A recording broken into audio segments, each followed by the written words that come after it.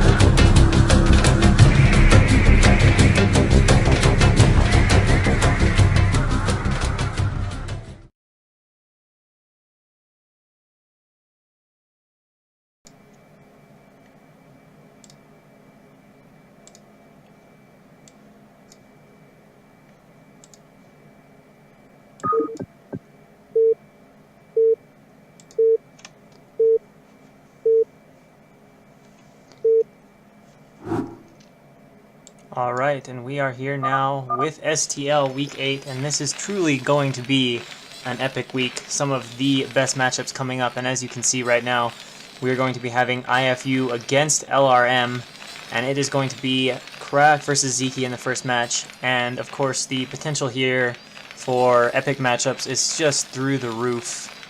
We're going to have, you got Ziki here. Scan has showed for the Clan War, so we're quite probably going to be seeing Scan.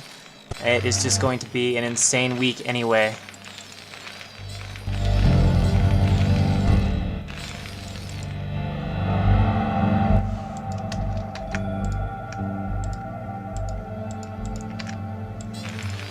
And Ziki, of course, scouting correctly right away with the Overlord. It's a two-player map, though, so that is a given, and we will have to see how well Ziki handles this map, as it has been notoriously loved by Terrans and hated by the other races, especially other Protoss, but just in general, has been deeply hated. Other races have been finding it very difficult to deal with mech play on this map, just not finding any good spots in which to engage. Let's see Crack getting his depot up. And Overlord on the way for Ziki. So it looks like he is going to be 12 hatching. And Crack, there we go, we've got Barracks, so pretty standard opening from both players. Obviously, Ziki should need no introduction. He apparently has gotten to over 3,000 points and hit B on Fish recently, which, while perhaps not Korean pro gamer level, is ridiculously strong, especially for a foreigner. I mean, way favored here. Of course, Crack has become a good player himself, and he's gotten plenty of notable wins in recent tours. Whether it be Gambit's Cup or TLS or whatever, but you know, he's up against the true top of the foreign scene and a guy who, skill-wise, almost is starting to fit in more with the Korean scene than the foreign scene. Alright, so Zeke getting his gas and his pool. So gas is pretty fast. It's going to be 2-hatch gas. Might put down a 3rd hatch a little bit later, but going to have relatively fast tech here. And Zeke just scouting away with the drone. Has confirmed that there's just 1 barracks, no gas. Might stick around to see if a Rax is put down, and then he will leave. Or not a Rax, a CC. As that really is the big question. And there comes the Marine to chase the drone out. Kind of nice by Crack. Sends the Marine down before the SCV so that Zeke won't get to see if Crack's trying to be sneaky and put down a Rax. Of course, the Overlord that's going to work its way over this cliff will be able to spot this at some point. The Marine's not going to be able to kill it. And the SCV from Crack arriving in the base of Zeke. Seeing the lair, just 2 hatches. And Zeke popping a pair of Lings. No Ling speed being researched as of yet. SCV from Crack. Whoa, sloppy, sloppy, sloppy, sloppy. Not paying attention to that at all. Loses it right away. And we got more Lings popping out for Zeke. And here come the Lings. Although these Lings are not going to be here for aggression. They're just going to be going up to the front just to check for anybody moving out. Now he might make more later. It's pretty common with 2-hatch meta to make more Lings at a later time and do like a little run by, try to pick off Marines if they're vulnerable, or go through and attack the turrets or what have you. And a few Lings running in from Zeke, just checking the front. Obviously not going to lose any. As he is quite a high caliber player. I do not think we would see him overcommit at all. And he does see another SCV going out. Of course, there's no Ling speed, so he's not going to be able to chase that down and kill it. Although he actually is going to give chase of it. Interestingly enough, with all the Lings, a lot of times Zerg will leave a Ling at the front just to watch for Marines coming out, but he's got this Overlord here, which should have full vision of that. It looks like he's forced to let the SCV go. He's going to make a 3rd base. And we do have the Spire, and there they go. So a few more Lings from Zeke. It looks like Ling speed just kicking in now, so this SCV should not make it into the main. And nope, it is going to get picked off. And sometimes when you see Zergs do this, is this far away? This might be 1 hex away from the minerals, which would be pretty incredible if it was. This might be 1 off from the minerals, I'm not sure. But a lot of times when you see Zerg get the fast 3rd hatchery, they're getting this for gas, and they're going to go kind of meta all in using the 3 gas. And now the Lings from Zeke running up here. Although Crack is in a good defensive position, Zeke will not be able to do anything with these Lings. Bunker goes up now, but they are not going to be useful at this point in time. It may be useful if Crack were to try to move out for me to Lings around, but no danger at the present moment. Let's see, Overlord's just finishing up now as the Spire nears completion. Needless to say, Zeke's timing is really sharp. If it wasn't, that would be pretty shocking. We got 2 barracks from Crack, getting a lot more medics right now. Depot going up. He's got an eBay. He's getting stim. Turret timing is quite nice. In fact, that's almost spot on. And you don't need to start a ton of turrets right away with 2-hatch meta. You can kind of start your first turrets right as the meta are popping, and then more will finish up later. Because at first Zerg doesn't have, or lost my train of thought. Well, the important question here is, what is the progress of range? Right now there's no sign of it yet, so this delay in getting range might be an issue for Crack. I hope we're not going to see another game of forgotten range. We got the mutas out from Zeke, now heading up to Crack's base. Okay, he's not going to forget range, but it is a little bit delayed, so that's going to give Zeke a little bit extra time here where the mutas have range against no range. So pretty equal range here, and Zeke's going to fly in. Of course, Crack has put up 4 turrets already, so he's made a lot of turrets really fast. Definitely taking this quite seriously. And Zeke's just going to go to work here, attacking this depot. Try to bring that down, and no real defense here from Crack, knowing he doesn't have the range on the Marines. I think he's just going to sack the depot. Indeed he is. And now the muta from Zeke flying in here towards the natural, and with the Lings, he's going for the bunker! And microing it down nicely. Is the repair going to be enough? It looks like the repair is strong enough. No, it's not strong enough. The bunker does fall, but only a few Marines are lost in the process. Crack's still on 2 barracks, and it looks like range is just about to finish for him. And no other tech from Crack right now, so production is pretty low. The bunker is being rebuilt, and of course Ziki has taken the gas here, and I am pretty sure this hatch is misplaced, judging by the creep only going right to the minerals. And we see a hydrogen, so Ziki is going to transition out of this. Still making a few more muta though. And a nice defense so far from Crack. Ziki flies in, picking off an SCV there sitting by the depots. And looking at the supplies, we should expect Ziki to be a bit lower, and he is, although Crack's supply not super high either, as he was forced to make a lot of turrets pretty quickly. Which obviously lowers the marine count. He can't add the barracks as fast, don't have quite as much money for the marines. And now Ziki flying in here over these turrets, going to start getting aggressive, trying to make some damage happen, but he actually loses a few meter there, and he's forced to fly out over the turrets. That's 1 or 2 meter dying there in that attack for really nothing gained, and now Crack with a decently sized marine medic force for this point in the game moving out onto the map. You can see Lurker is about half done though for Ziki, which will offer some nice defense. He's being forced to make a sunken colony. We've got mainly muta production here. I don't see any Hydra being produced. Perhaps at this base? No Hydra out yet though for these Lurkers, so that could be an issue. And Marine Medic now trundling down towards Ziki's natural. Of course, the muta are aware of where it is, but Crack paying attention nicely too, and does spot the muta. And over here, we just have a scouting SCV for Cryoc. Muta now flying in. Oh, nice control there, picking off a Marine. Actually, seemed to be bunched with the group, but nice job by Ziki. And Crack continuing his way down. Muta again pick off another Marine. Honestly, if he gets a few more, he can whittle this down. Crack needs to be really careful of stray Marines and or reinforce this, although Ziki doesn't lose a muta for nothing there. Flies over, a second muta goes down. So Crack definitely getting some kills right now. But we do have Lurkers morphing at both bases. And Crack getting ready to run in. He's up to 3 barracks now. I'm not sure if there's any other tech. It doesn't seem like it's just 3 barracks. The Lurker are not done yet. I don't know if the burrow is going to be in time. Ziki might lose his 30. He's going to have to come over and defend. The Lurker does burrow, but it's not enough to kill any Marines. The Marines rush in now. Definitely all the drones will die for Ziki. Here come the muta to defend. Lings popping out. Will the defense be sufficient? It looks like it is. The third base will survive despite the scare, and Ziki will be okay now for the moment. He has droned up a little bit, and the bigger issue from Crack is that his tech is not super fast. Although, never mind, it's not that he hasn't started. It was just, I expected him to build it down here. It was, in fact, a little bit above, so he is getting close to starport. And now Ziki coming up with the muta, intercepting lone Marines without medics. He can just camp this, and he does. And hopefully Crack is not going to just fall apart at this point. He was playing a pretty tough game here against Ziki, but maybe in some trouble now. There are not that many units from Crack. We can see a lot of Lurkers coming up, and there are only about 8 Marines or so, as there's 4 in the bunker and 4 elsewhere. That is not a ton of units by any means. The muta fly in now, picking off these Marines at will, and there's very few units out from Crack. I think a tank was supposed to be close to completion, but here come a bunch of Lings and Lurkers burrowing now. The bunker's going to fall here in a heartbeat. No way for Crack to defend that. He is forced to evacuate the natural, and Ziki suddenly dealing a lot of damage. The muta are returning home. There is no threat. Why? I don't know why they doubled halfway back to home, but he has forced a major lift on the natural. There's a tank out now from Marines and Crack.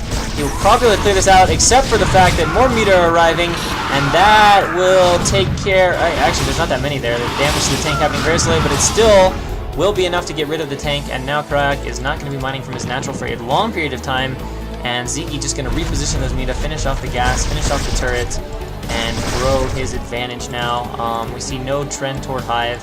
Oddly enough, only 1 Evo is upgrading for Ziki. And the muta just kind of zoning, looking to pick off these tanks at the cliff. And here we go, Ziki going in again. It's going to be very hard to defend this tank, and actually now the muta might go against the command center a little bit, but with this damage from the tank, Ziki is going to have to reposition this muta. At some point, this tank will have to come out onto the low ground. Ziki, again, just macroing away, playing comfortably off 3 bases now. He's got a supply lead, so obviously a huge advantage here. Ziki trying to get the command center. I don't think that'll happen. I think there's too many Marines there, and it's not like he's remade a ton of those muta, and a vessel is out now. Not enough energy for Radiate, but it is nonetheless out. And the muta again running in, gets a medic though, so he's still got enough to one-shot everything in that clump, and picks off the other medic. And finally these Lurkers will get cleaned up, and Crack will be able to land his natural, but the damage is done. Ziki is definitely in firm control of the game at this point, and now is making the move to Hive as well.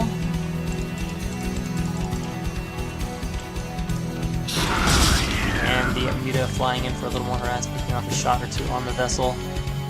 which now does have sufficient energy for Irradiate. And Ziki making a bunch of lurkers at his other bases. Has he started an upgrade in his Evo Chamber? Yes, he has. So he's getting his claws, he's getting his melee, which will give him 1-1. And I doubt they'll be having more upgrades. Okay, so it looks like Crack is going to get his armor upgrade, which will put him at 1-1, but Ziki's 1-1 is going to be faster. And that, of course, here soon, very soon, is going to negate the +1 attack from the Marines, as we can see that Carapace very close to finishing up. Ziki sending a few links out across the map as kind of a scouting spread, just looking for bases of Crack, and moving to take a 4th base at the top right. And now Ziki moving across the map with a lot of lurkers and his Nita and a few lings. At the same time, Cryak is looking to camp this ridge. I don't think he's going to move down here too far, because he does have the tank sieged up. Oh, gets a vessel for free. Cryak not paying attention, and Nita Ling coming in here trying to clean this up. Irradiate does go down. Ziki will have to split it out. Not the best. It's taking Ziki quite a long time to find this, and those Muta taking a tremendous number of damage, basically eliminated from that Irradiate. And yeah, Ziki basically just sacks him there. This base about halfway done. Another hatchery being added for Ziki. And the lurkers continuing their way up and around, or going back, I don't even know. I don't even know if they know what they're doing. Hive is done. Defiler Mound, though, and that is going to be the real issue from Crack. Ziki quite possibly is just going to wait for the Defiler Mound and then give Crack a bunch of problems. Crack actually has regained the supply lead, though, after killing off all those Muta. And he's going to find an Overlord here, Ziki. 2 killed. Again, Ziki has nice things kind of all over the map now. We'll know which direction Crack's army is opting to take.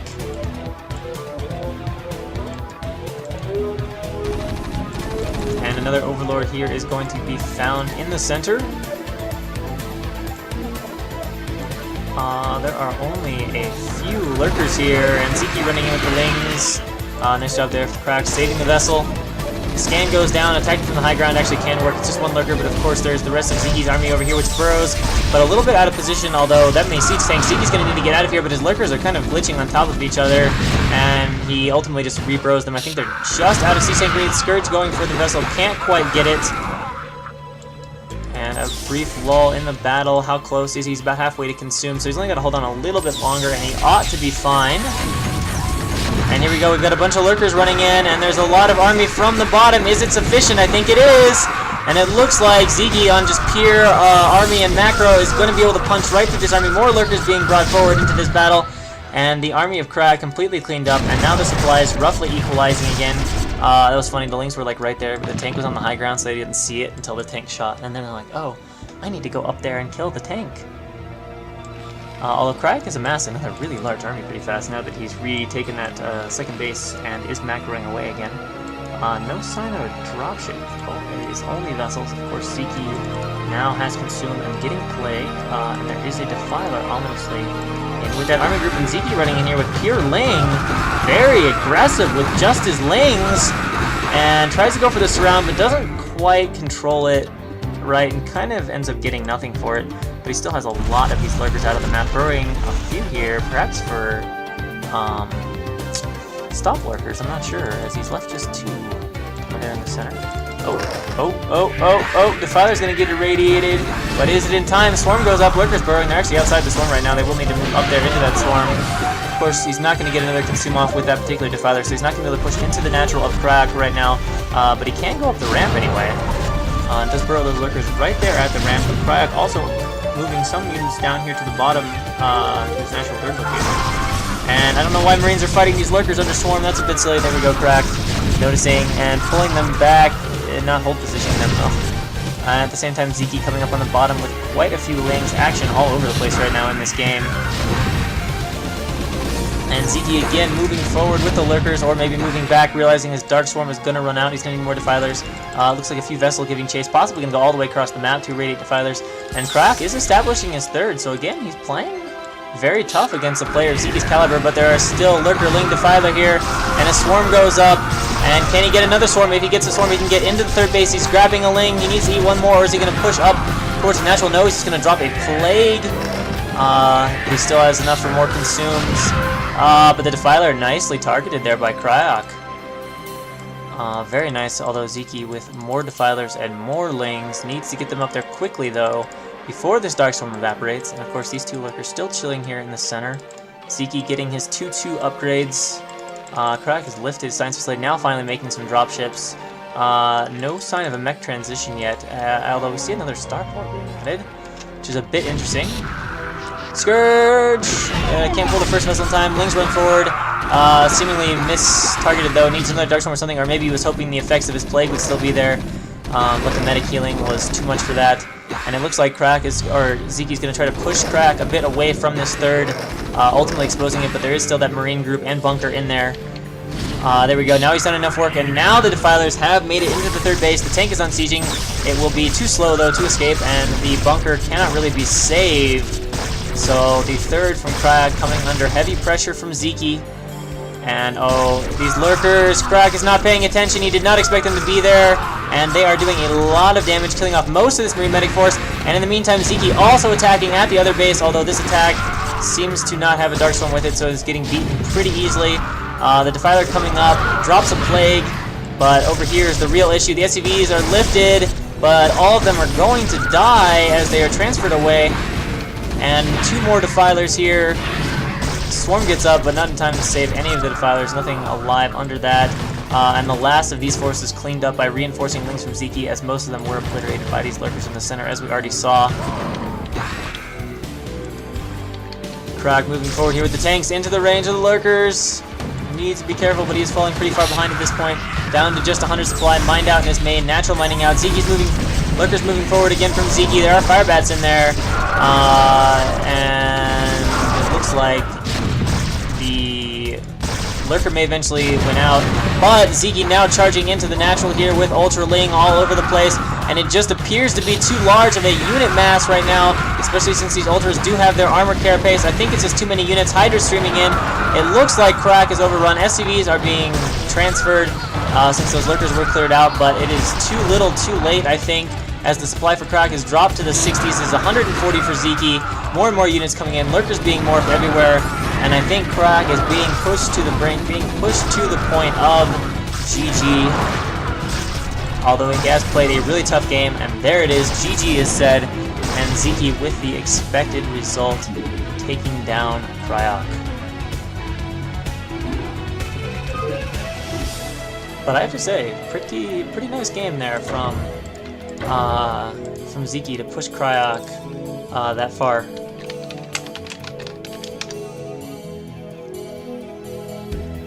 And now we're going to get ready for Game 2, which of course is going to be on Coliseum 2.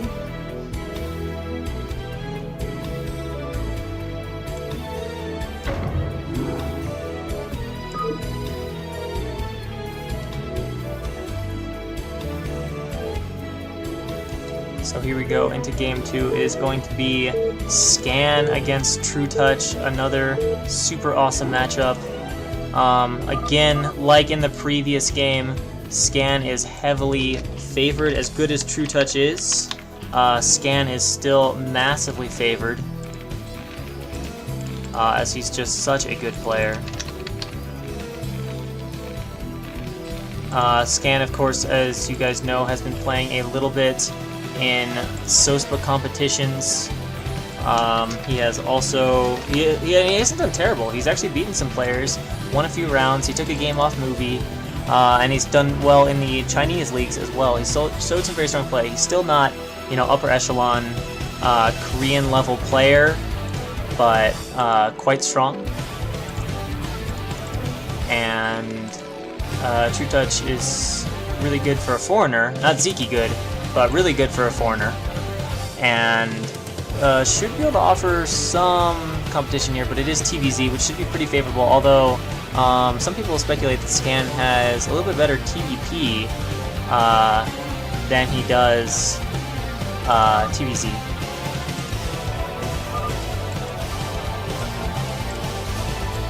And True Touch, as far as I know, has gotten up as high as like 2,700 points or so on Fish, so he's got near B rank, but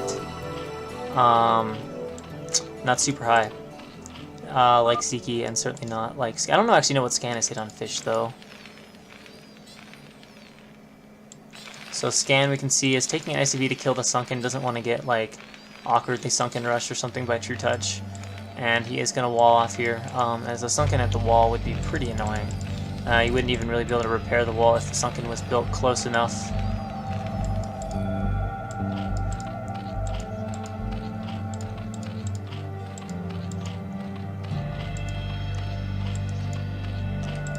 So the pool goes down for True Touch after the hatch, so we just have normal 12 hatch opening there from True Touch doing it in base, but it has gas. And the Overlord floating to the wrong spot for True Touch, but nobody's going to do diagonal over Scout as a general rule of thumb. And okay, just lifting. Okay, I was like, why are we making a wall and lifting? That will be a tight wall to everything. There'll be no gaps there as we have racks. Depot above racks is tight, and depot above depot is tight.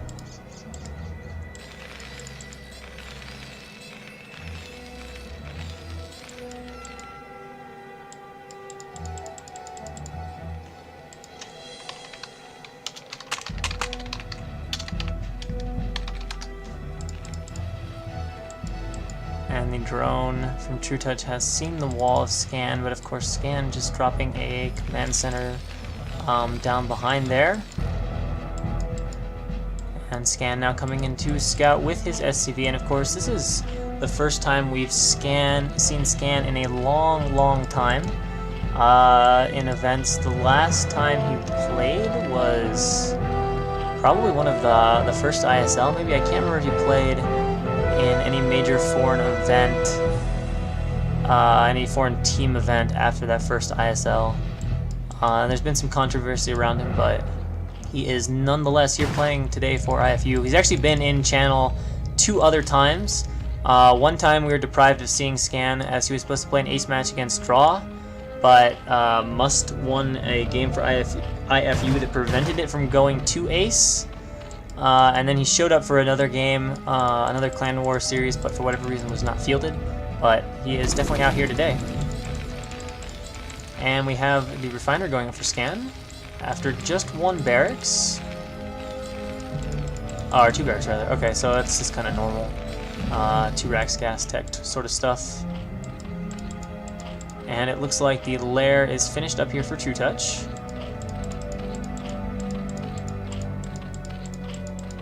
And the Spire on the way, so we're going to have some very fast Muta coming out here for True Touch.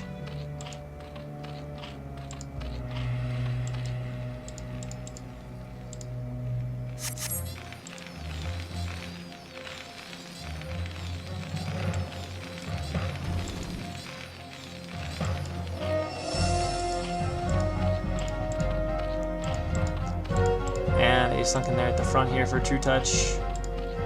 Spire about halfway done, and Scan getting a 3rd barracks. And the Academy about to finish here for Scan. So timing for everything looking pretty normal. And lots of Marines out. And we'll soon be able to add here a medic.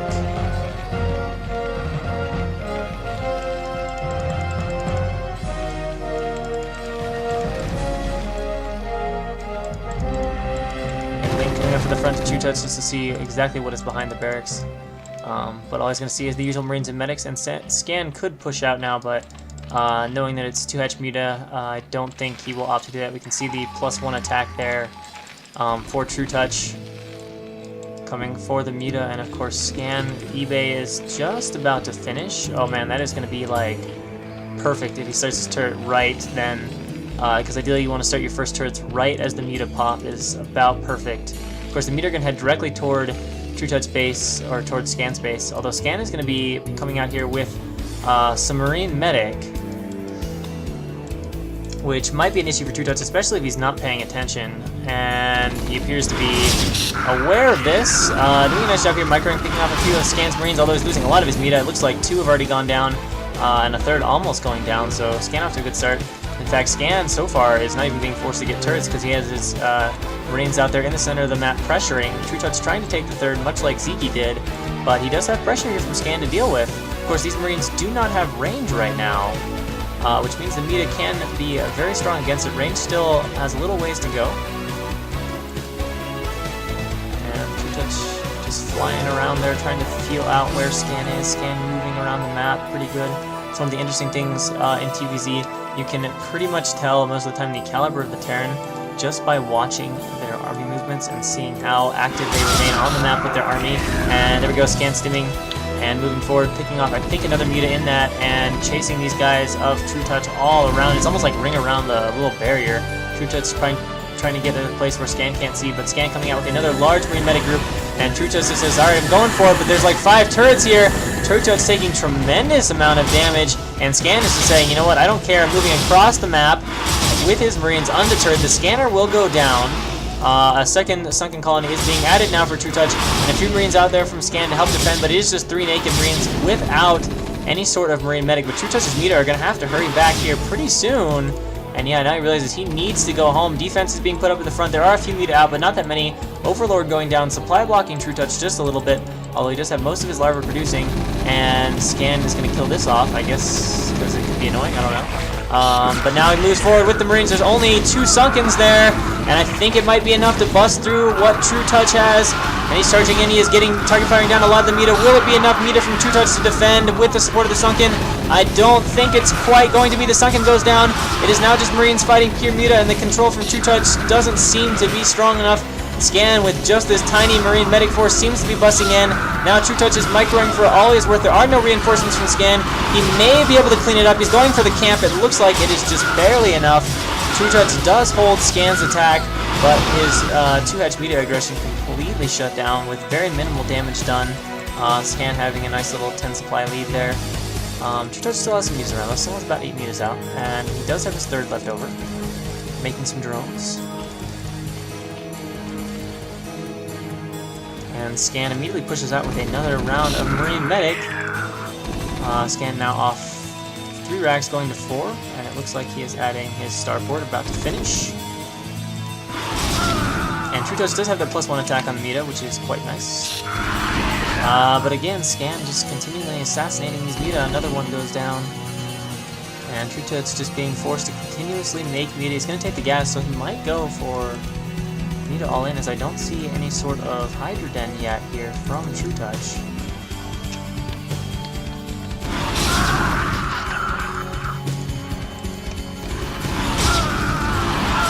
Oh my god, what is this? What is this? It is just barely enough, but very inefficient micro. True Touch losing 4 or 5 Muta. Tried to camp the force of Scan's Marine Medic, usually you wait till there's just 3 or 4 left, but he camped at like 8. And so lost 4 or 5 Muta in the process there. A bit rough. What are the supplies looking like now? Still just that edge there favoring Scan. 15 supply head. The Muta again coming into grasp, but it's only 5 or 6, not that scary. And on cue, Scan with another group of Marine Medic coming out here against True Touch.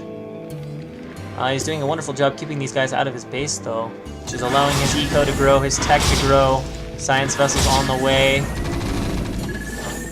And True Touch needs to be very careful of this. Again, there's only 7 or 8 Muta in that group, and more Muta coming out from True Touch. He has started to mine this 3rd gas. He's adding more drones.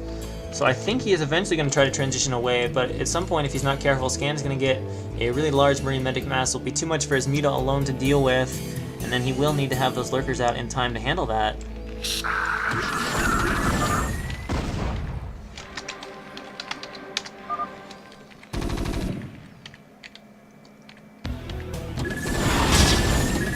Muta flying and picking off the turret, and here we go. The Marines move forward, but the Muta on top of them, and of course the vessel now chasing. Not enough energy for an irradiate yet, as it is freshly spawned, but it is there. Ominously, and of course True Touch doesn't know how much energy he has on that, so hopefully True Touch is already split. Scan suddenly appearing with 3 tanks and a vessel and a lot more Marine Medic. This looks very scary right now for True Touch. Again, he has no lurker tech in sight, and having to defend this all with just 8 Muta is going to be, well, let's just say a tall order, and that is a nice way of putting it, unless he just has like perfect split against the Irradiate and then some godlike micro, but that is a lot of Marine Medic. There is enough energy. The Irradiate goes down, unfortunately hitting kind of a front Muta, which allows True Touch to split it out very quickly. So now the Muta still balled up, has a lot, and Scourge are being made, Lings are being made. They're slow Lings though, which is not so ideal. The vessel way out in front though. And here we go, Scan is coming up with the tank. There's actually no Sunken, so the tank itself not that critical. No Sunkens or Lurkers, so he doesn't even really have to have these tanks. They are there, but just a few slowlings. A lot of Overlords here are vulnerable as the rally point has been kind of just at the third cliff. Muta trying to micro, but I don't think they're going to be able to do enough. That is a lot of Marine Medic. The vessel is going to get Scourged. Again, the vessel not critical. It was not near an irradiate, and there are no Lurkers anywhere in sight, as there's not even a Hydra Den. And all these Overlords, of course, are going to go down, giving True Touch a massive supply block. He's going to have to rely exclusively on this Muta, which it seems unlikely will be sufficient to kill off all of these Marines. He's doing his best, but Muta are dying each time he goes in there. It looks like he's down to just 4 or 5 Muta left. He's hatching as many as he can. Tank's now sieging up in range of True Touch's base. And can he whittle this down enough to camp it and clean it up and hold on? No. Well, certainly not before his third base is done. And no, it looks like True Touch is saying uncle. He gives up. GG is said. Down go the Muta, and Scan will take it out for True Touch to tie it 1-1. And I have good news. I believe my co-caster is here and available to join us. He was having to take care of some things, but I'm going to be calling Red Axis now. And then we will be getting ready for Game 3 of iFU against LRM.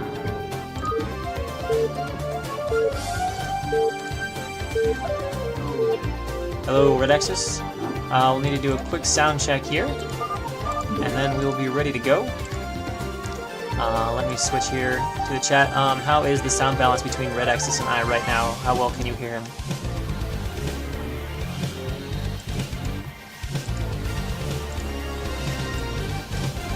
Say hello again. Talk a sentence or two. I'm gonna try to turn you up. Hello. Hello. Hello. Hello. Hello. Hello. Alright. We're gonna be an OP STL, by the way.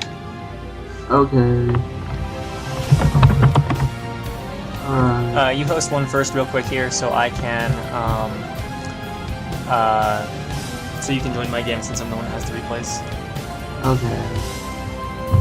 And our next match is going to be, I believe, Tama against Technics. Oh yeah, they're complaining about the in-game music. A little too loud? Okay, I'll turn it down. It was a little too loud for me as well, so it's good to know. What game name? Make a game real quick so that you can join mine so we have it late break. Ooh.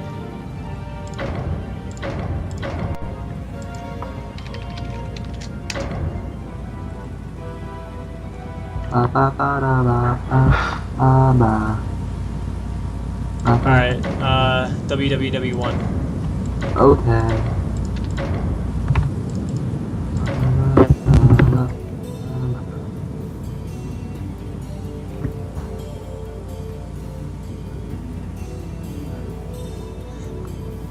Alright. The chat. And of course the map is Outsider. I assume most of you guys know this map fairly well. 3-player map. Has kind of 2 symmetries on it. It has, you can play around the edges or you can play for the center. And sometimes you get games where players are contesting both, or you get games where people are fighting for the center. You can go a lot of ways. And yeah, so spawning in the top position here as our white Protoss, we're going to have Reps Tama, well not Reps, is now iFU Tama, although he's still using Reps Tama in-game. And in the bottom position as the red Zerg, we have Technics. Well-known LRM heavy hitter, arguably one of the best foreign Zergs in the scene. He has been a little bit without practice recently, but hopefully he's getting back into the swing of things. He wasn't playing too much. Like he said, TLS, basically he had hardly played at all, but now he has been playing more recently, and hopefully is getting some strength back. Yeah. Rex is like, yeah, I want to see Technics just crush these people. Actually, I don't know. You don't have any rooting interest here, though, because he's not a Terran player.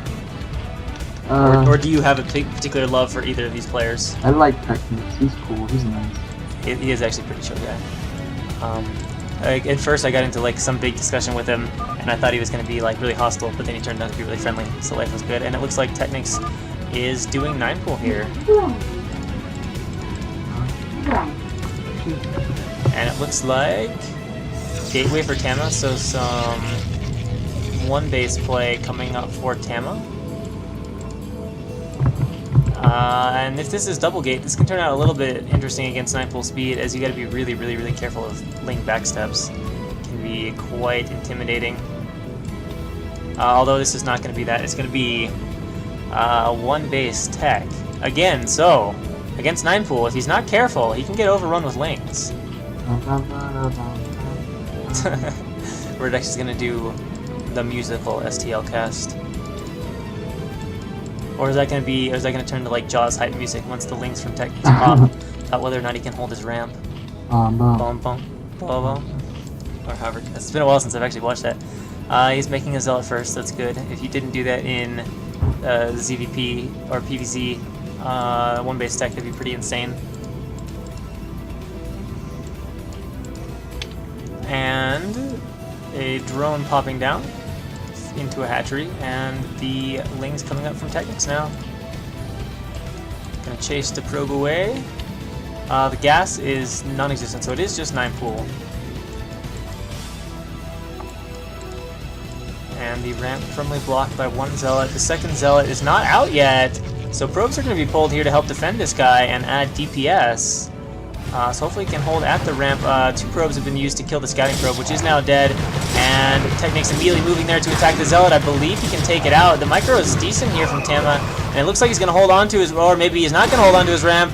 2 lings will make it by to run around, and that is going to be a bit annoying, because now if there were more lings being made, they could also try to run in if he didn't leave the zealot there, which he hasn't. So we'll see if Technics can get some kills here. And with this low eco, each kill is pretty valuable. Looks like 2 more lings coming up. I'm surprised he didn't like just throw the forward and gateway on top of the ramp and expand in the backdoor expansions. Because it's easier to secure an expansion on this map than on this map. Yeah, definitely much easier to hold that backdoor. We have a Dragoon coming out from Tama, most likely in response to dealing with these pesky lings. He has not shown any tech yet, though, other than getting his core. Oh, he's made a nice little pylon there, if you see that behind the minerals, blocking those lings. And it looks like the Zerg is gonna go some like 3-hex Hydras, because this is a strong build against a 1 base Protoss. Yeah, it is quite strong. It offers a lot of aggressive potential. You still sort of want to do damage with it, but you're not like as all in as you would be if you were doing it against FE, because the eco is much similar. See, second gateway for Tama, although we do not see any tech yet. He's just getting Goon range. There's a possibility of Goon Reaver at this point, I'm kind of sitting here thinking. Although we're still waiting to see a tech building. And it looks like we're going to have a 2 Zealot, 1 Goon poke. And a Sunken is being made here for Technics. It will be done in time. And, oh, 3rd gateway from Tama. So it's just going to be 1 base power aggro.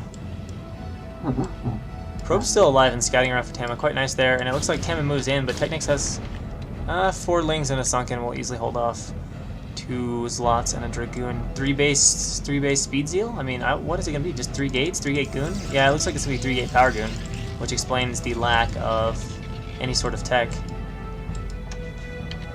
And honestly, I don't 1 base that much as Protoss, and you don't see builds like this that often on Korean stream, so I don't really know what to expect here. It's like the low econ version of doing +1 5-gate Goon off of FE. Alright, so here we go. He's running in, and he's got a lot of Zealots. I think the Sunken will fall for sure. He's actually repositioning his Zealots to fight the Lings. Drones are being pulled now to kill the Dragoons. 1 is actually down. The Sunken, though, is down, and that is going to leave it vulnerable to micro from these Goons. And Technics has only Zerglings. He's getting a Spire, but this might not be the right timing. Are they Slowlings?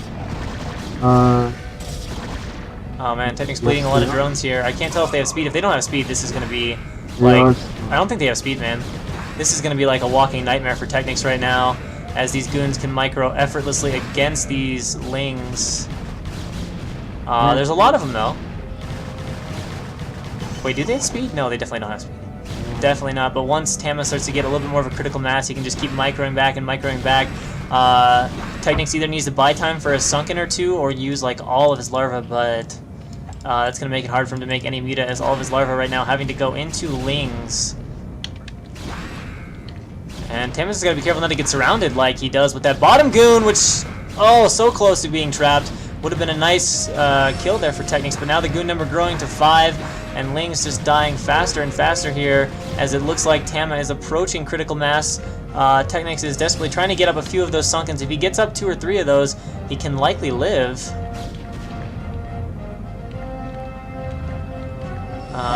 Isn't doing anything to follow this up, but like he's not putting down an expansion or a Stargate or anything like that. Yeah, actually, it's odd that he even has the money to do that. He's actually not using 1 gateway, so that might be part of it. And it looks like speed is done for Technics. A lot of Lings getting a pretty nice surround here, and that is a ton of Lings. And now Technics will probably choose to back up at this point, although maybe he feels he just has enough with his speed to get rid of all of these Dragoons and just trying to beat it back with pure Ling. But is he going to have to quit at some point? No, he continues to come. He is getting kill after kill, but the reinforcing Dragoons are probably just a little bit too much. And yeah, I don't know, he kills 4 or 5 Dragoons there. And he does have the sunken up. And quite a few more Lings out. 3-hatch Ling production. I think it's going to be able to keep up with this. No Muta coming into the mix yet, just pure Ling right now from Technics. But I just don't know now. It looks like with speed and the 3 hatches of Lings, I think that's going to be enough here to kill off these Dragoons, especially if Technics can start to get some great surrounds and pin a couple of them against that wall. And in the meantime, Tama getting the Stargate, so there is a follow-up. Although, Tama's microing pretty nicely. That was pretty cool. Took like no damage from those last 6 Lings. And Technics is continuing to send Lings at this like a maniac. But he's got to keep reducing the goon count. If it gets too big, these Lings won't be enough to get anything done. 1 goon there, so close to dying. Technics not quite getting the hits on the right Dragoon. He finally targets it down. But there are still 7 or 8 Dragoons out from Tama. And a second creep colony is being added now from Technics. Both players expanding now. Tama actually to the front, Technics to the back.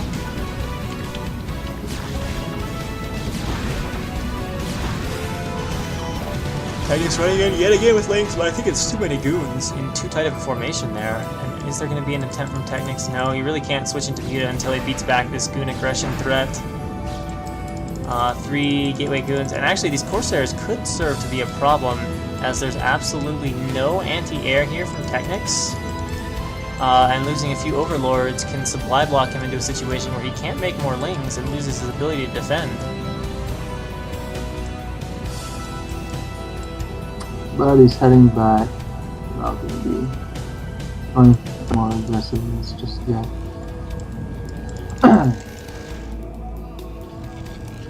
So the Nexus up now from Tama, who has retreated away. Looks like he's decided he's had enough of the goon aggression for the time being. Muta are out for Technics now, so we'll have to see if the Muta defense is sufficient here. If these goons are sufficient for Muta defense.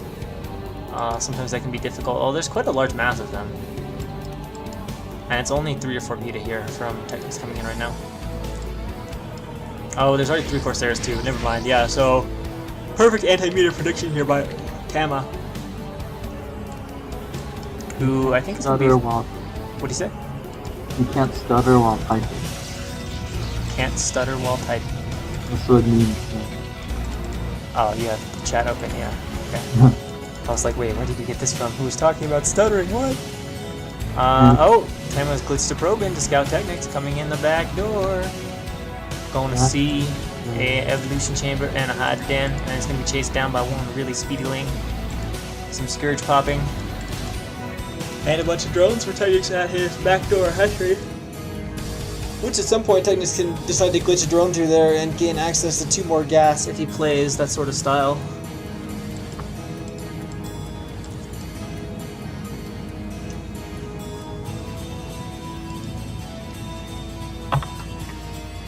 And Technics is kind of at a loss with what to do with these Muta, as there's such a high Corsair count out now. that they really can't be that effective unless he's able to, you know, coordinate some sort of mass scourging of the Corsairs when they move out into more exposed location.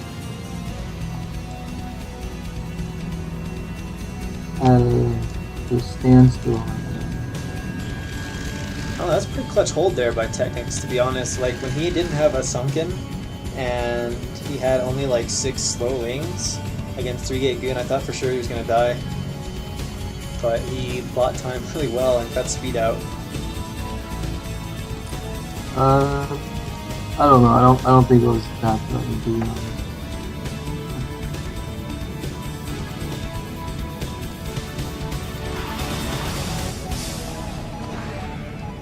And moving down across the map. Corsairs killing off an overload of Technics up there over the natural. And Tama, yeah, just kind of zoning here in the middle of the map with his army, continuing to add zealots to it, and it's a pretty scary army. Technics is being forced to add creep colonies, and the other issue for Technics is he does not have any sort of Sim City, so zealots are going to be especially effective, although they are slow lots and they don't have +1. So looks like +1 carapace will be done before. Yeah, I don't even think there's a forge. Well, no, there's a forge, but right now we've got Tama moving in here, tons of lings being sent forward from Technics. Probably feels like a ridiculous amount of units, but I don't know if it's going to be enough to punch through all of this, particularly with those zealots coming in there to help tank the damage from the lings. But the lings are trying to get in there and surround as many dragoons as possible, and there are some Hydra out to fight, but is it enough? No. At the moment, Tama's forces are too large, and if there's good enough reinforcements, it is possible here that Tama can bust. He doesn't have speed lots though, so the reinforcements won't be especially fast, but it looks like the power of these Sunkens are enough to force Tama back, at least for a moment, to pick off some of the new units. Reinforcements are actually very slow in coming. Here comes a few more Dragoons, but will it be enough to bust through here? I don't know, Technics is making a lot of Hydra. It looks like he's got almost a control group, so that will hold against the Goons for a while. And I think with the Sunken support, Technics will be okay for the time being. Is he getting speed? He's not researching it. He's just finished.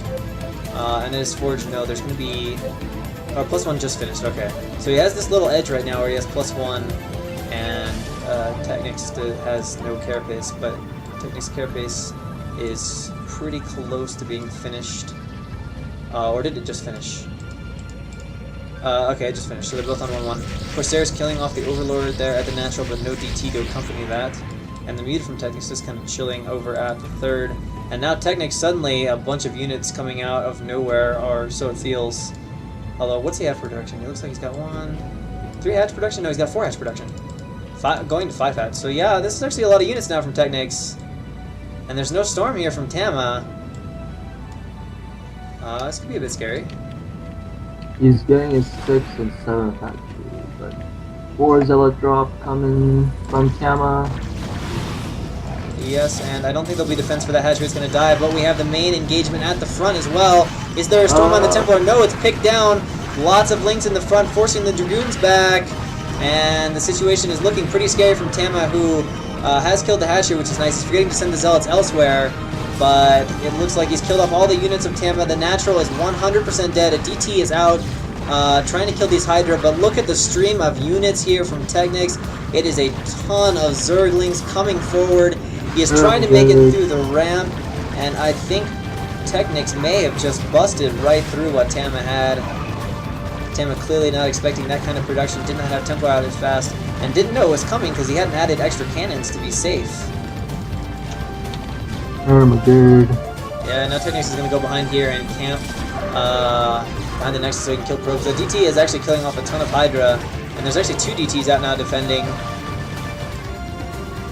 Probes being forced to distance mine in the back, but I just don't think there's going to be enough units. And if an Overlord from Technics, although it is painfully slow, ever makes it up, they'll actually be able to kill the DT. He's actually killed off one of the gateways with all of his lings, and Technics is continuing to fight here in spite of these DTs. I think eventually they may hold the day, but a lot of damage has obviously been done as he's lost the natural, and the small loss of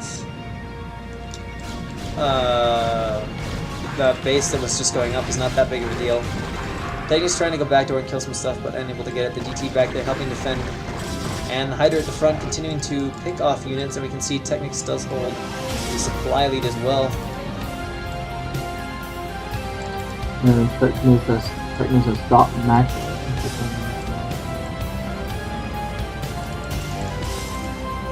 It's pretty unpleasant situation though for Tama, because you know now it's 3 base to 2, which you might say, oh okay, that's sort of okay for Protoss, but Protoss has only 1 gas.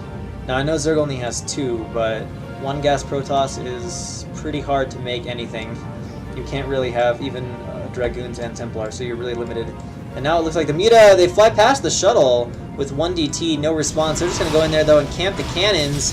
And of course, it's been only Zealot production, so now Tama is going to lose his 3rd base production, and he's going to attack Technics with about 4 Zealots, and 2 DT against Hydra, Lurker, Ling, and 2 Sunken, so I think we can guess how that would end. Actually, never mind, he's going to load this into a shuttle, maybe. And now the Muta are ransacking all the probes here. There's 2 Templar, though, which Technics would need to be careful of. They have enough to storm. Templar in the main base. Swipe. Getting some kills. 18 kills on this guy. Oh yeah, that's because he's fighting in the battle at home, killing all the Lings. Wow, Technics, no reaction, but I think the damage is done for Tama. Holy shit, dying drones. But the Muta are killing everything at the other bases, and Technics is sending out the rest of his army. He's actually ignoring the DT. He even had Overlords there and Hydras. He's ignoring this just to attack at the base here of Tama. Even Lurkers now in the composition, no OBS, which is going to be a real big... Wait. Is there OBS? I don't think there's an OBS, but he killed a Lurker seemingly after burrowed. The DT is now going to the back door. Technics is finally like, okay, fine, I'll run my drones away, if you insist. But again, down goes the front, and the Muta are actually going to kill the backdoor Nexus. So there is only 1 base of eco, and that is basically mined out for now for Tama. Pretty nice storm killing a lot of Hydra, but I'm not sure how crucial or important that's going to be at this point.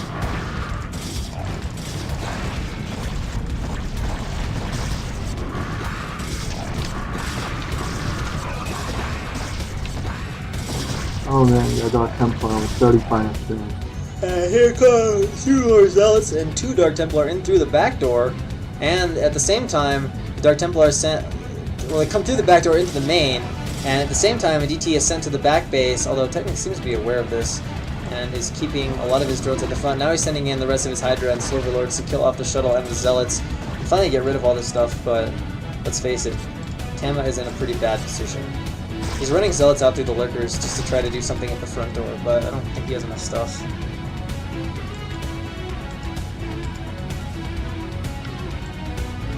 And probably a last good type thing.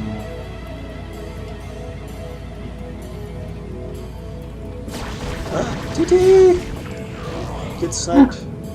But they were finally dealt with, so here comes probably Tama's last gasp, which looked like it was going to be a run by into the main there for a sec. It might actually be enough units to take down 7 with the natural. Technics needs to pop a few more. Oh, never mind, he's got a lot of Hydra in the main, he's going to be fine. Especially up on that ramp, and all Tama can do is say GG. The lead becomes 2-1 in favor of LRM. Oh, yeah. So, the expected result, but definitely a contested game there, and got interesting for quite a while. And yeah, that was a low eco game that like almost got lower in eco as the game progressed. So it was super low eco. Super low eco. Overwatch will be our next game. Of course, we have to wait and see here who our players are indeed going to be. And it is going to be... Oh man, this is so small though for me to see. I believe it's Wallace against somebody. Wallace against Must. So we're going to have a PvP here on Overwatch. Wallace, of course, a newly minted B-rank player, and showed a lot of improvement this season. And Must, a ladder hero extraordinaire, and generally strong Protoss now from Russia. And of course, the source of many Defiler memes. And of course, the map is going to be Overwatch, a 2-player map. The stream is showing top. Yeah, I'm a little confused by that splash, as the game is definitely on Overwatch, so I think that might be a little bit of a mistake. But it will be an Overwatch game, so I'm not sure what to make of that. But Overwatch is a map created by, I think, Freakling, but it is one of the new foreign scene maps. And I don't know, I haven't seen too many comments about the balance of Overwatch. So I don't really know what to expect. We've seen a lot of PvZs on it, but aside from that, I don't really know what to expect.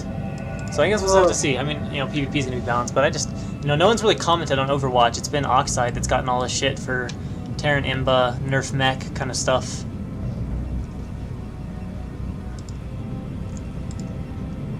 So Redx, this has got to be like your favorite matchup, right? Two Protosses playing each other? Like a Protoss has to lose. I mean, that's a winning situation, right?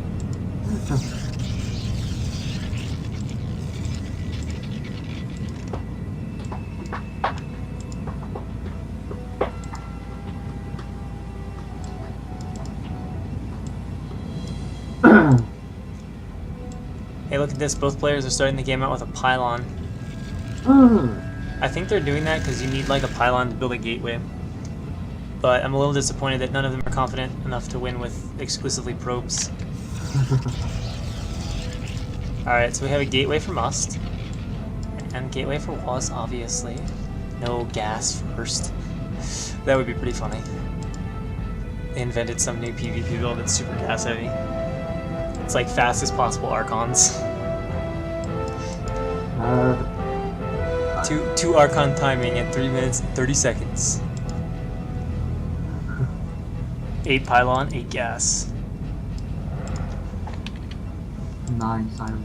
It would still be beat by Dragoon Micro. 1 Dragoon Micro. Actually, I think a Goon, non-range, and Archon. No, a non-range Goon probably has 5 range. I think an Archon has 3. So I think a non-range Goon would still have more range, but it would be awkward Micro to do. Second pylon from Must, so we're going to see Zealot Core Zealot from Must. And from Wallace, we are also going to see Zealot Core Zealot. So mirror build so far from each player, although slightly later scout timing, so Must is going to have that slightly stronger eco. And wait a sec. Oh, never mind. Yeah, Must only has 2 guys on gas, I believe. Or am I freaking out? I'm not sure. He does have 2 guys on gas. Yeah, I thought so. Yeah, because there's always supposed to be 2 guys going back and forth. So Must has a guy off gas. He's making the second Zealot. Wait. No, okay, he did Zealot Core Zealot. For a second, it looked like he did 2 Zealots before Core, which would be like ultra super defensive.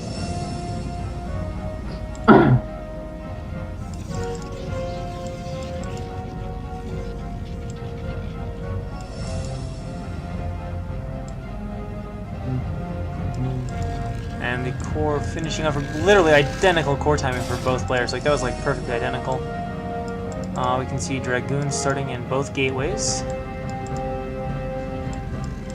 And yeah, we can see Must from the scouting timing though, identical builds, but Must has about a 50 mineral advantage. Able to get his range started like so slightly like half second faster than the range from Wallace. Obviously, the probes are alive from both players. Pretty hard to kill a probe with Zealots unless the player really messes up. One thing that needs to be mentioned about Must is the guy practices a lot of Brood War. Plays like 400 or 500 IC Cup games a season, or he's played like a lot on Fish now. And I think I heard recently he had gotten pretty high in points on Fish.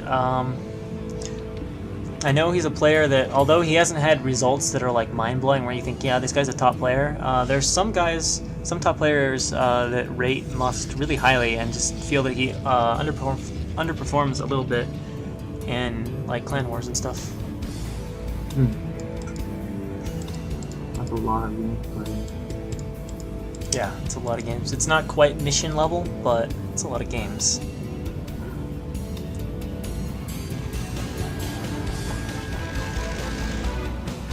So robotics facility, gate robo here from Must.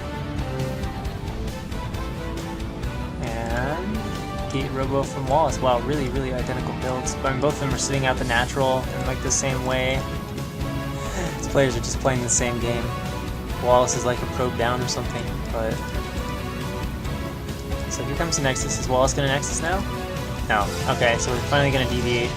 Must is gonna drop a Nexus. Wallace is gonna drop a second gateway. So Must is going to make... Oh, he's gonna make Obs first. Wallace is as well. But I think we're gonna see a Reaver crawl here from Must.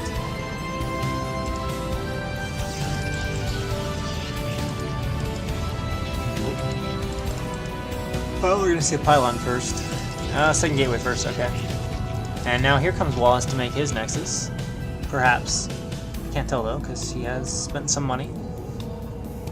Maybe not. Maybe Probe's just gonna go out and scout.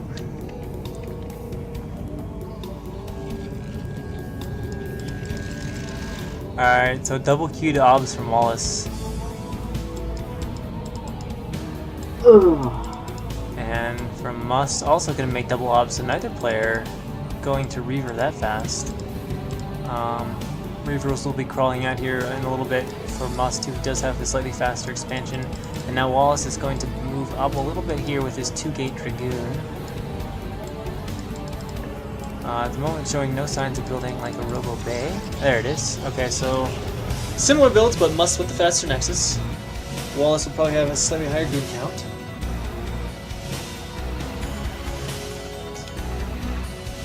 But of course we can see supplies for Eagle. Here comes Wallace trying to come in with a probe. Might have just gotten into vision of that Nexus. Must not sitting quite as far ahead as he might have expected, but I think he wants to be safely back in his choke as he hasn't scouted what Wallace is doing yet. Reaver on the way now. And here comes Wallace with the Obs. Need to be careful of seeing Must's Obs and losing his own. Oh shit. Little bit careless there from Wallace. Will get very minimal scouting information. He probably saw the minerals and saw that Must just started mining from his expansion, so he'll know that the difference in expansion timing is not that dramatic.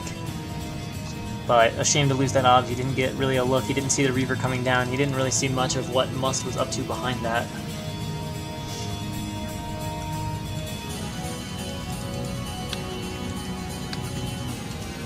And the Reaver now crawling down here for Wallace as well, and Must is moving across the map.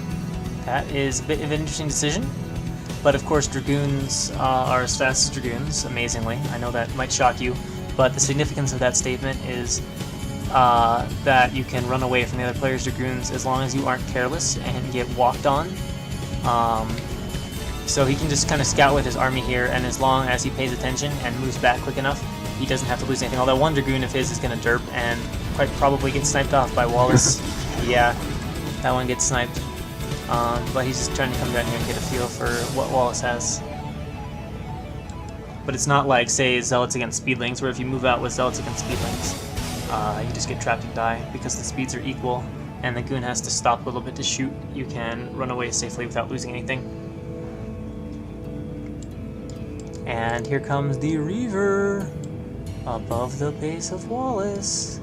No Obs there. Citadel coming up pretty quickly here for Wallace off of just 2.5 gates.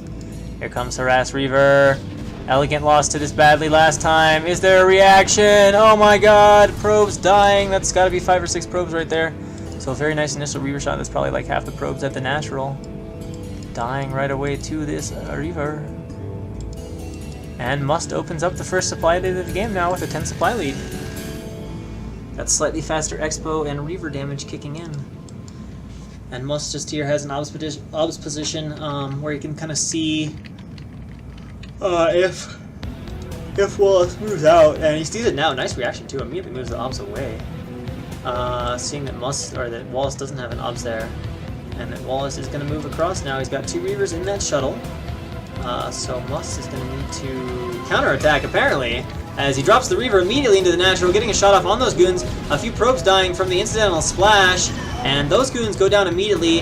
And how will Wallace respond? It looks like he is going to come home and defend, but Must can go up the ramp and offer some really annoying issues, and speed is done with the Reaver shot. Oh my god, probes being slaughtered right now. Must is making a mockery of Wallace's probes. Another Scarab almost goes off. But there's a lot of army for Wallace at the ramp. Although with the Reavers there, Must might be able to. Scarabs are derping pretty hard though, and it looks like he's committing everything to the shuttle and gets it. So Wallace will be able to clean up this army from Must. So I don't know, it looks like Must is going to donate a Shuttle Reaver and about 5 or 6 Dragoons to get in return probably 10 probe kills or so. Must is doing a really annoying job just like running these Dragoons around. He knows they're going to die, so he's just like, I'm going to run them around and at least make you take more time to kill me. And interestingly, Must still has a 20 supply lead. Has 2 Reavers at home to defend, and is moving more goons down. I think he wants to do another small counterattack, but this time Wallace is going to move out over this bridge. And will the reactions be quick? Yes, they are pretty quick from Must, and he does move his Dragoons back. And Wallace is probably like, well, this sucks. Because we can see his probe count is not that great, particularly when compared to Must's luscious saturation. And another shuttle flies out to harass, which is a pretty good time to harass when the other opponent is out attacking. And it looks like Must wants to go to the high ground to slow Wallace down. It's a little bit of a race for the high ground. Must needs to get there in formation. He actually has information. Wallace is coming in a line. Probably should back down here, or at least he's going to have to drop the Reaver. I don't know if Must's army is quite big enough to offer a full defense here, and the Reavers aren't with it, so no. But look at the shuttle, though, for Must. It is the speedy shuttle, and it is heading over to harass Wallace, who has 0 goons in the back door. And in comes the shuttle. Drop goes the Reaver. 0 reaction from Wallace, of course, because he's doing the attack, which is pretty micro-intensive. He's going to lose all the probes as natural. I doubt he'll respond. So the critical thing is Must now live if he wants to extend this game. He is spreading his goons out pretty nicely, and it looks like his army might be big enough. Big Scarabs could change the outcome, but a DT slips out. There is an Obs, though, to defend. This battle is going to be very close, but all the probes in the natural are dead. And in fact, the probes in the main now are being absolutely annihilated too. So all Must has to do is hold here, and he will win this game as the eco is utterly gutted here for Wallace. There's like maybe 5 or 10 probes left for Wallace. So it's down to kind of these 2 Reavers. There's a DT out. The Reaver goes down before the DT can do anything, but the DT is actually going to get it. The Obs has been killed, but the DT dies to Reaver Splash. Must needs to target down the Reaver that's 1 shot away from dying, but I think he's going to hold this off.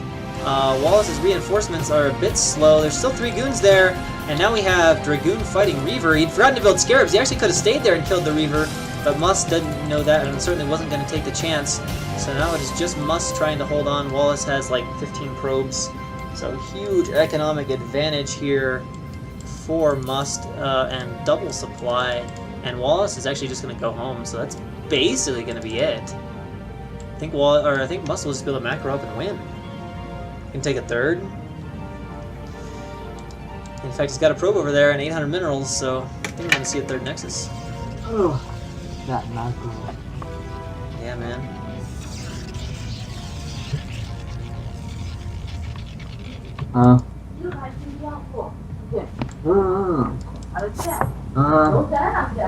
남자. Korean commentary. Alright, so Must coming in with shuttle from behind. Although this time the Ob spots it, but now Must walking in with goons. He's got a shuttle here with a Reaver, but Wallace has goon numbers. Nice Reaver Scarab, though, from Must, going right in between all the Dragoons, and it looks like there are sufficient units here from Must to push back into Wallace's natural, although a shuttle has arrived, but it has no Reavers in it, and now some reinforcing speedlots are coming in from Must. That's going to really bolster this attack, as speedlots are very quick reinforcements, and the Reaver is getting off a lot of nice shots. Of course, Wallace has a nice arc, a few goons positioned on the high ground, but these speedlots are definitely doing some nice damage. Must trying to reposition, force Wallace to come down. I think the Reaver may have forgotten to build Scarabs. No, it's still got a few. And the control from Musty are really nice with this Reaver, as it looks like he is finally finishing apart Wallace. There's actually a Zealot in the mineral line killing probes. The supply is now triple for Must. And Wallace is forced to say GG, and the series, again, goes to 2-2.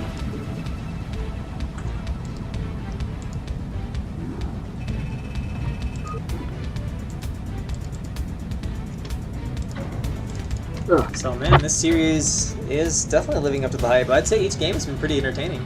That was a nice example of counter harass. Unfortunately, Wallace just didn't really react to it. But Bye bye. you have to go. No, no. Oh. Oh. I was confused. I was like, what? I was saying right now. So now we are actually going to have a game on Talcross.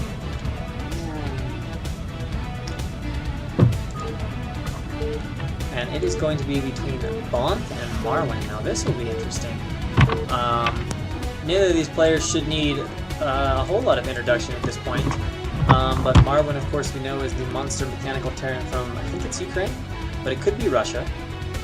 And Bonth is a Polish A- Protoss, who is quite strong in his own right. And he's known for 2-base Reaver into carrier in this matchup. I don't know if we'll see it on this map or not, but quite strong player himself with a unique style, and of course the map.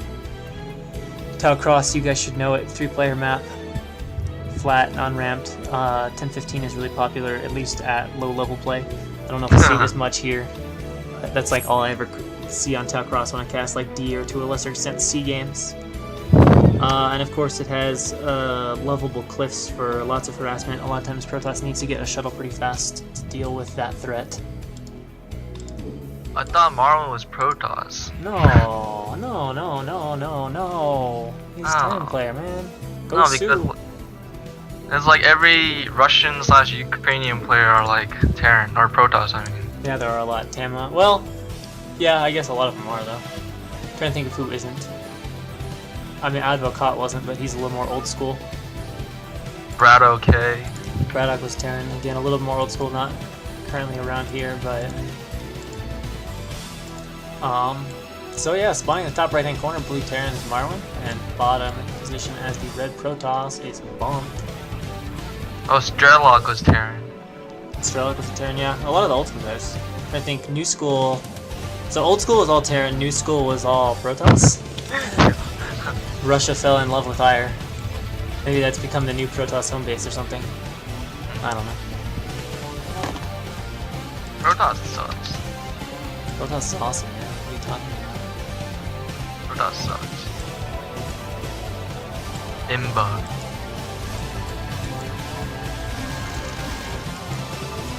Dude, Marwin's building a supply depot. It doesn't get any more inbound than that. You can like wall yourself off and you can't do anything. You can send like a 200 army and like 3 tanks can hold it off behind a wall. That is not true, because if that's 200 worth of scouts, then... Scouts? Yeah, if you got a Protoss making 200 scouts though, you got bigger problems. Alright, so barracks going down for Marwin. And a scout going out right away.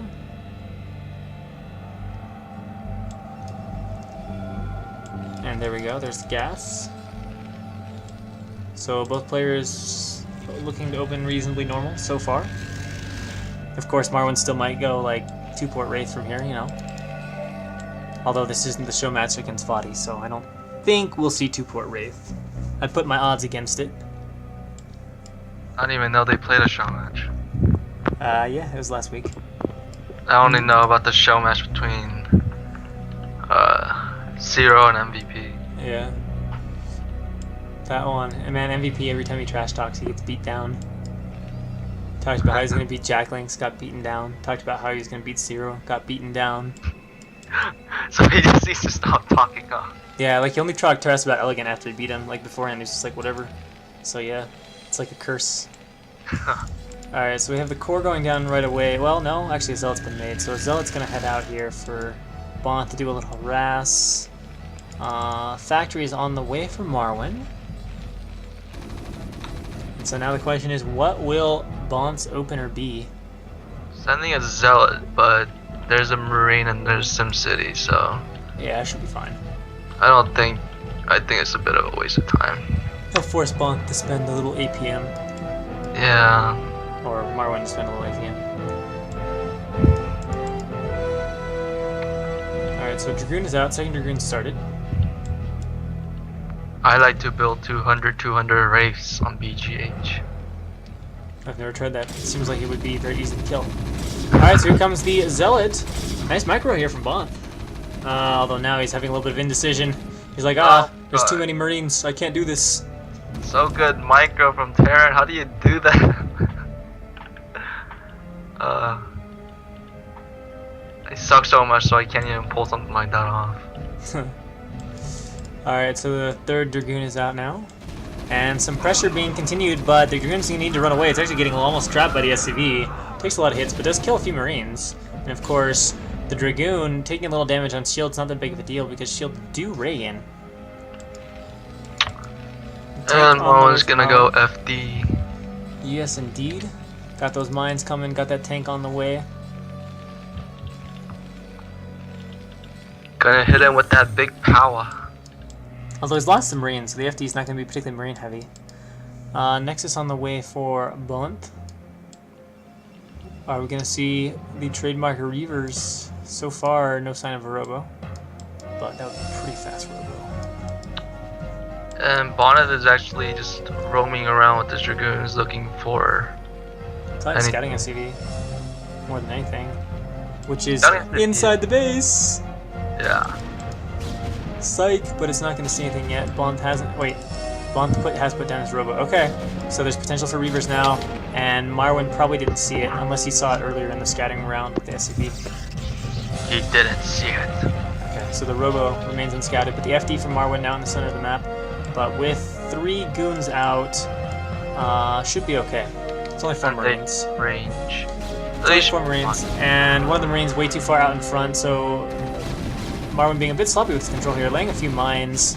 Although they're getting picked off, and now there's 4 goons, so yeah. Marwin's gonna need to run home. He's gonna lose all the Marines. Might lose the tank too, depending on how aggressive the Dragoons decide to be walking forward. There are mines at the bridge. I think the tank can just barely escape. Got to be careful. Okay, Bont is not gonna push this issue too much. Okay, so Nat Nexus is done. Probe transfer is just a little bit late. Now, what are we gonna see from this Robo? Indeed, it'll be okay. So we have Robo Obs right now.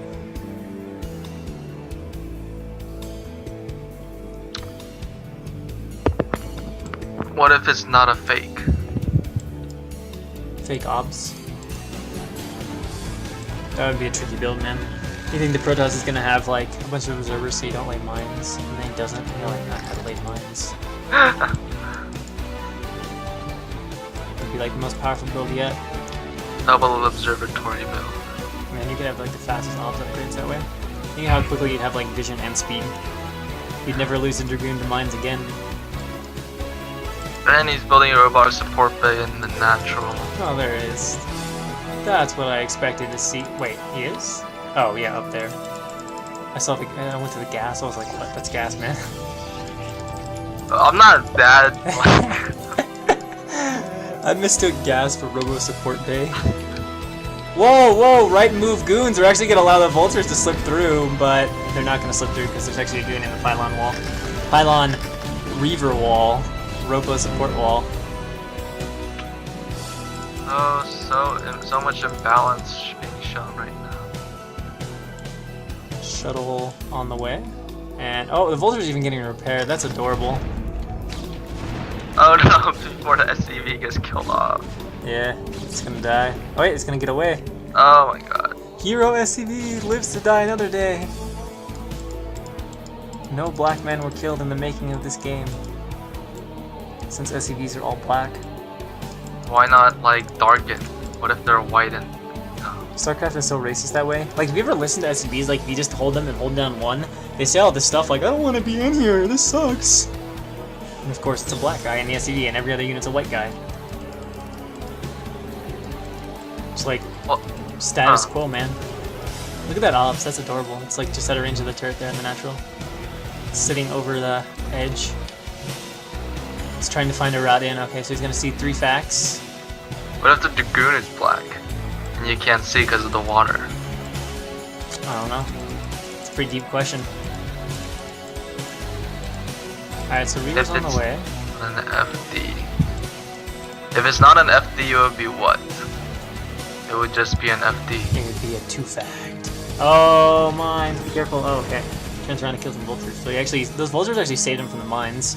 The goons went to attack the vultures instead of running up ahead of the Obs into the 2 mines on the bridge. Which it looks like Bont will now be clearing out. And the Reaver is out. Get to see Bum, some bum, awesome. bum, bum. Reaver aggression. But Marwin looks like he's pretty prepared. Unless Bonif is gonna go is gonna be very aggressive with the Reaver drops. Like willing to lose the Zealots. Well, he's got a hole on the left side, sort of. Maybe not. Tanks Yeah, are but there. They could it's probably shoot at it. Oh, look at this! It's 2-gate Reaver into carriers! Dun dun dun dun dun! Oh, the Reaver's Reaver! dropped. Gonna pick off the turret underneath the eBay. That was a bit... Trying to get the turret, but the Vulture is absorbing the shots. He does get the turret, though. The eBay helped, but not sufficient. Oh, shuttle! I don't know how much Bont is gonna be able to get done with this shuttle. Oh, he actually lets it drop. That's not good. Takes 2 hits, but he does get a shot from the tank, although of course he needs another shot to make it worthwhile. Otherwise they're just kind of trading damage for damage. And both can be healed. Is he gonna drop the Reaver? Is he gonna drop the Reaver? I don't think you can survive 2 more tank shots. I think, can a Reaver survive 4 tank shots? I don't even know.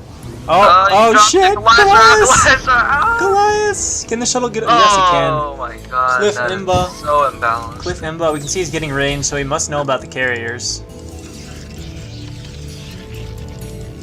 Does he? He's gonna have 2 of them popping out right now. It'd be pretty odd to get range Oh, that he fast. just did. And he's making a lot more Goliaths than just 3, so that's gotta be... Yeah, he's already got 3 down there. I think he's gonna push soon. I hate carriers so much nowadays. Nowadays, like, you didn't hate them so much before? It's just kind of No, a new thing? I lost to Birdie because of it, yo. Like, do you know how humiliating it is to lose a Birdie and his off race at that? God. Fucking Birdie. Birdie sucks. Red X reliving his losses. Man, you're supposed to relive your wins, man. Your glory days. When you were out of Brudor. God, I just want to, like, destroy Birdie now. Alright, so here we go. A bunch of tanks and Goliaths moving out. The shuttle is down to red health. Yeah, I'd have to be a little bit careful. It's regenerate a lot of its shields, but a couple Goliaths will kill it. And Bont's now moving up here to attack this army of Marwin. It's got a lot of tanks in it, though. Although this is a really good surround, but I don't know if it's sufficient numbers of units, although the Reaver shot was great. Right into that cart cluster, but the shuttle! Goliath range to Imba, and so the Reavers are down, which means the defense is... The carriers are going thinner out the now. middle of nowhere.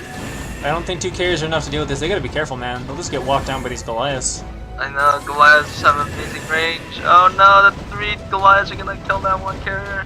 And then the issue here is it's a lot of tanks, which means these Dragoons are not enough to engage. And the carrier mass isn't high enough to really fight these off effectively, especially with all these reinforcing Goliaths here from Marwin, who is just pushing Bont right back. Yeah, kill it. Although, carriers are picking off a few of the tanks in the front. Now more Goliaths are finally up there. Although Bont will need to be constantly reinforcing. Here come a few slow lots, trying to hold off this army of Marwin. He's not reinforcing the Marwin, is it? That's not good. Bont's gonna beat this back.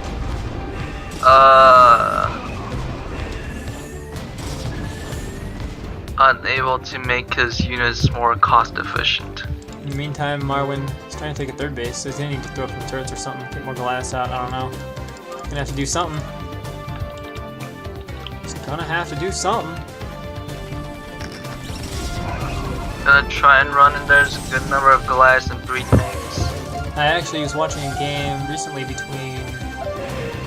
Oh, who was it? That ended sort of like this. It was a Jade game between, I think, Light and Jaehoon, where Jaehoon made carriers, kind of won a battle or 2 against Light, and then just kind of pressed in with the carriers and just won. So we might see that happen to Marwin here, I don't know. Especially if he gets rid of the tanks, these Dragoons can keep on coming, although there's no reinforcements coming from Bont. But if he picks off the tanks, the Dragoons, or the Goliaths can't fight the Dragoons because all their shots go to the carriers by default, air priority. So he can just kind of keep attacking, just by keeping interceptors out, without ever putting the carriers in range. Of course, it's down to just 1 Dragoon. I don't really understand why Bont isn't reinforcing. He finally is. but I'm not sure why he wasn't sooner. Still, Marwin's got a lot of problems. Bond has a nice 30 supply lead here, pretty cushy. He's not expanding behind us either, which is weird because he has 1k minerals. Oh, sends off the obs. Seems Bond is not eager to push this issue all the way home. It is only Goliath though, so he easily could. I mean, just keeping the interceptors out, he could just walk over what Marwin has, as long as he keeps the carriers out of range. And Marwin moving down with all these Goliaths, but all Bond has to do is keep the interceptors out. And without that tank support, which there's none of, I mean, Bond can literally kill this army right now, as these Goliaths cannot fight back, and there are no tanks. So this is a very concerning situation here for Marwin right now, as long as he doesn't lose carriers, and Marwin actually has to GG. That is almost exactly like C versus Jaehoon, only with... You said light. Oh yeah, light versus Jaehoon, only with 3 bases, or 2 bases and 2 bases instead of 3 bases and 3 bases. Very reminiscent of that game. That was so bad. So now, LRM has a lead going into the 6th set. Talent we have. If they win here, they can prevent an ace match, which would likely be Scan against Zeki, and while Zeki can beat Scan, I think that's usually going to go, you know, 3 to 4 in favor of Scan most of the time.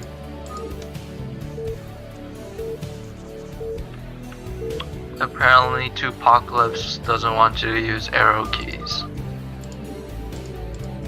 So we will be on Fighting Spirit, and it's going to be Eon Zerg against Freeman.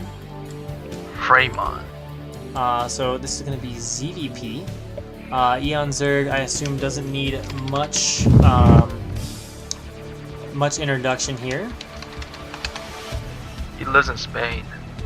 Yes, indeed, he is a Spanish Zerg. And Freeman, I don't know as much about. I think he's B+ A- guy, but I don't know exactly how strong he is. And of course, the map is Fighting Spirit. If you guys don't know Fighting Spirit, I don't really know what to say to you. I don't know Fighting Spirit. But it is a macro map. It is one of the more balanced maps that we've had in a while. Sucks. Got bases all around the place. It's good, but it's overplayed, so some people don't like it. Some people love it and only play on it. But It yeah, sucks. it's Fighting Spirit. So top left corner, as our teal Zerg, is Eon Zerg. And bottom left-hand corner, as our brown Protoss, is LRM's Freeman. Fighting Spirit sucks.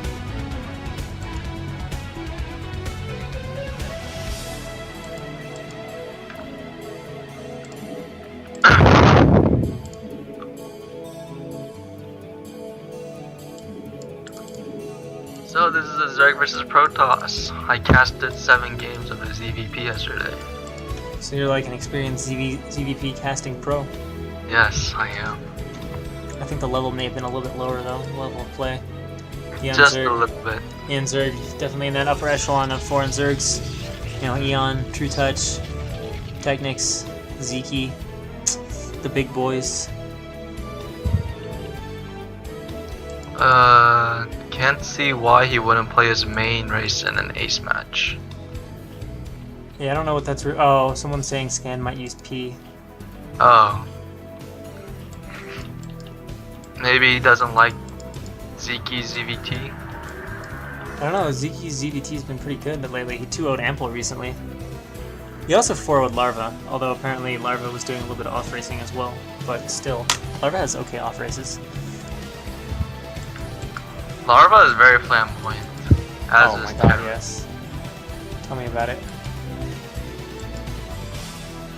He probably cusses the most out of all the streamers. Except for Terra, man. Terror is Terror. He's psycho. He's psycho. Dude's just crazy. Just crazy. Like your face. I guess that's one way you could describe my face.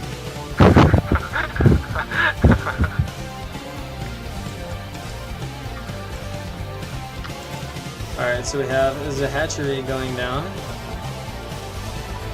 For Janzerg, and that is a not full hatchery, I think that's cool. And we have, yeah, we've got forged cannon here from Freeman. And there's the Nexus. And soon we'll have a gateway.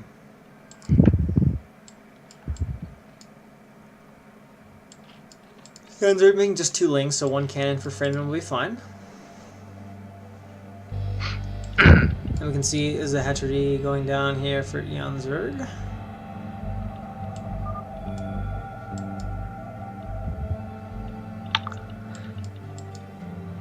Alright, we get to see a 5-hatch build. Or maybe a 6-hatch build, or maybe an 8-hatch build. I've never seen an 8-hatch build before. Maybe we'll see 8 hatches before Den. Shao Shaka style. That's like 8 sunkens in each area to defend. Sunken defense! And then little do you know there's a shuttle flying over with Dark Templars and blues. Either that or just like a mass elevator with shuttle. Yeah.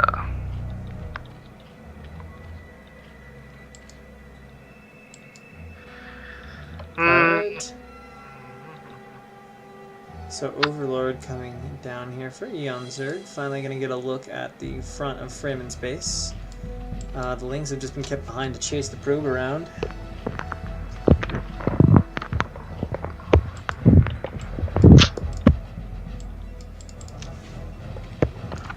And we can see a Cybercore going up. So yeah, everything looks pretty standard and typical right now for Freeman. Oh, cannon gets off a shot or two on the Overlord as it flies a little too close to the sun. Or whatever you want to call a photon cannon. The photon. The photon surface of the sun. I don't think it works like that. Yeah, I don't know if it does either, man.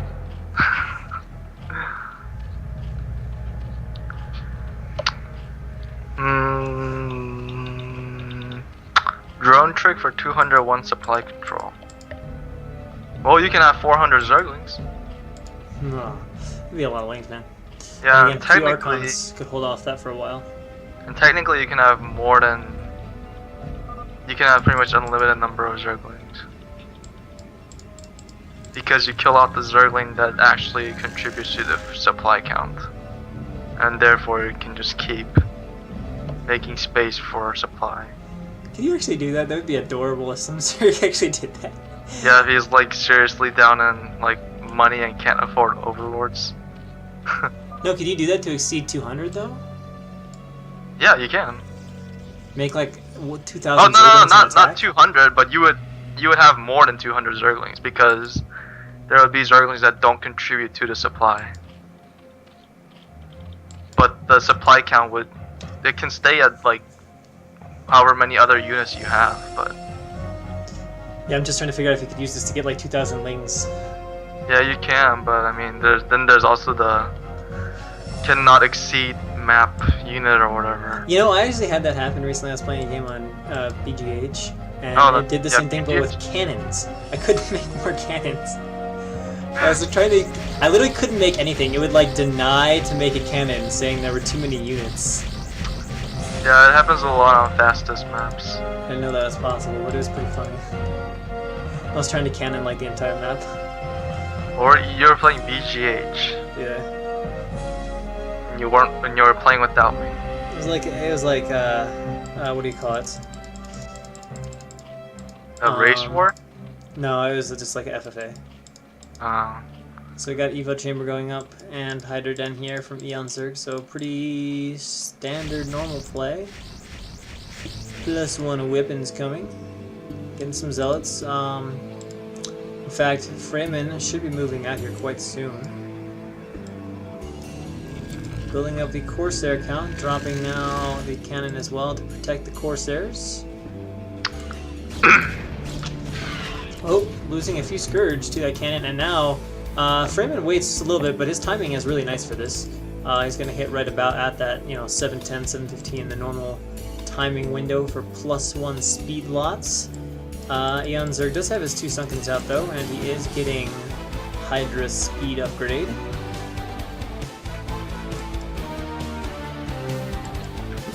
So here we go, the Zealots running in. Gonna try to find their way, but there are a few Hydra out to defend. I don't know if these Zealots can actually get in here, although Ian Zerg is not glitching drones that much. There we go, now finally pulling the drones, glitching a little bit on top of the Zealots, delaying them from getting the Sunkens, but reinforcing Zealots coming in from Freeman, and of course the Corsairs coming in here to kill the Overlords, but there do not appear to be enough Zealots left, and the Sunkens both have a lot of health, and the Corsairs need to leave. Loses one Corsair in the process, gets a few Overlord kills though, but there's no... Oh, there is a DT coming. Here comes the DT. But two Overlords are gonna pop. Oh, I like perfect timing. Oh no, they got a ways to go, man. It's gonna do a lot of damage if Eon doesn't react. You should hear it though.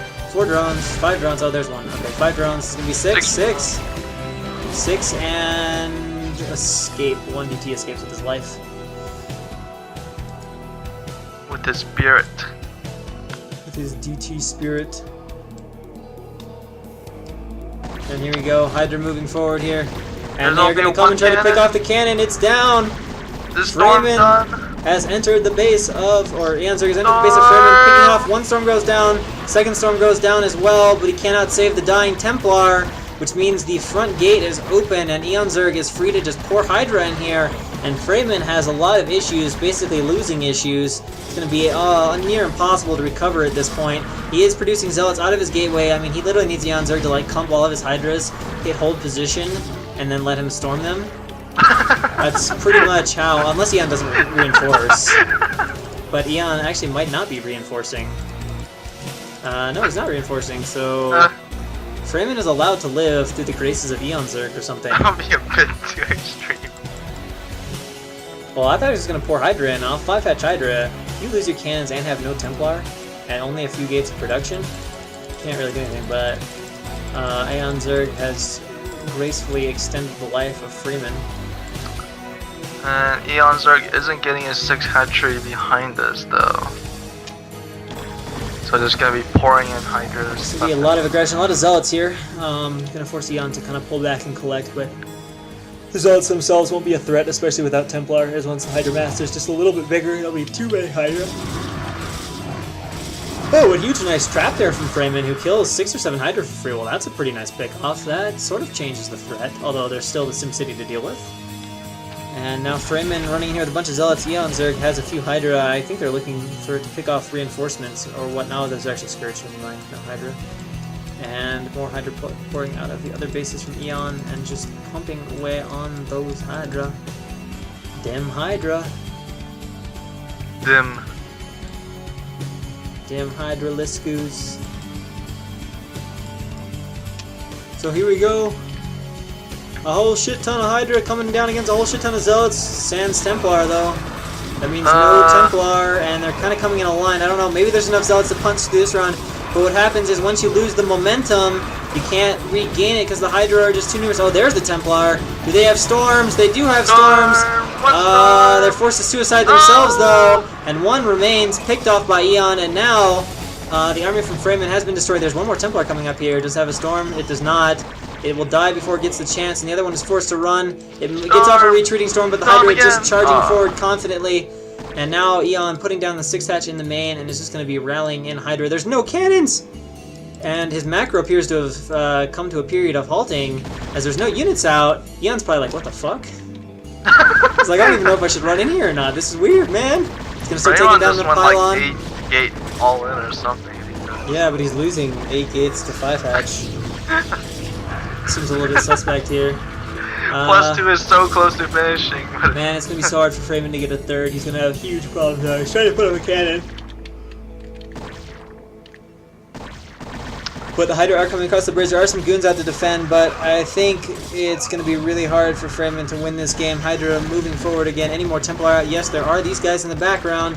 They're closing to a storm, but if Eon can kill the stuff soon enough, he can just run in there and snipe those Templar, again reducing their threat. Here come a few Hydra being sent in ahead of time. The Templar are pulled forward. They have storms, and the storms hit their mark, but they also hit their Corsairs, which Eon will pick off, so his Overlords stay alive. DT defense not going to keep him in this game. Another Templar is pouring out, but I think it's too late, and now Edon is streaming. Freeman says hard after 2 months, ties at 3-3, and we go to the ace match. Oh snap, Zeki and Scan. Yeah, this could be the highest level ace match ever casted off like replays. I'm trying to think. Maybe no. I guess people have odds Zeki against C, which would be slightly higher level. But this is pretty much as high class as it possibly gets. Zeki and C were show matches, weren't they? Yeah, so they weren't off reps. This might be the highest like level Brood War like that's ever been casted off reps from foreigners. I don't actually know. But yeah, I hope neither of these players need huge introductions. Obviously, Zeki, I've talked about him. Everyone should know him. He's won everything in sight for the past few years. He continues just to get better and better. He's recently hit B on Fish. Just everything about him is real solid. And Scan also needs... Zeki also needs... Or Scan also needs no introduction either. He's Korean, like me. He's Korean, living in America. Has played in a few SWBi events. Of course, the map is Le Destination, commonly a mech map. At least for Terran, as the Marines can be very difficult to get over the bridges and stuff like that. Although we have seen in past matches, Bio has been played on this map, a little bit less so in a Korean scene, but like I recall Hydra against, I forget who his opponent was, in TSL, he played Bio on this map. There have been instances of both. Maybe, was it? I don't actually remember. Are you talking about that one game where like the mineral patches are stacked? I cannot remember. I just remember there was games with Hydra on here. So spawning in the top position as the green Zerg, we have LRM Zeki.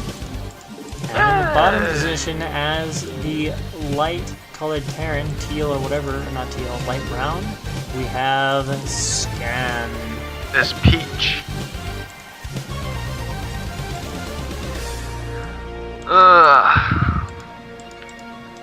I'm hungry for Hungary. Oh yeah, 2-port Wraith was seen sometimes on this map too. That happens from time to time, usually into 3 racks transition though. Oh, Scan is out real fast with an SCV. 8 racks maybe? 8 racks of BBS. Real quick SCV here from Scan.